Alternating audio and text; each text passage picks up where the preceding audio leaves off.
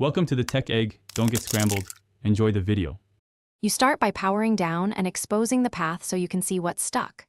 Once done, remove the bobbin case and presser foot so you have a straight line of sight. Trim any frayed thread to a clean tip and brush away lint. This prevents new snags.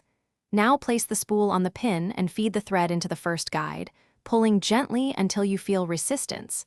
This readies the mechanism for controlled rethreading. Next, route the thread through the tension discs so it seats fully. This is where many skips start, so make sure it's snug but not pinched. Then lead the thread up to the take-up lever and move the handwheel until the lever reaches the top. Thread into its eye to maintain proper loop control.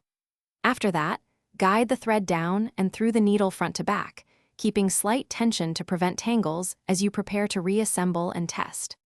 Finally, reinstall the bobbin case and presser foot, making sure the bobbin thread sits correctly and the case clicks into place. Lower the presser foot and hold the top thread. Turn the handwheel slowly until the needle picks up the bobbin thread, then pull both to the back. Once threaded, run a slow test stitch on scrap fabric and observe stitch formation. If loops or uneven stitches appear, slightly adjust top tension and repeat.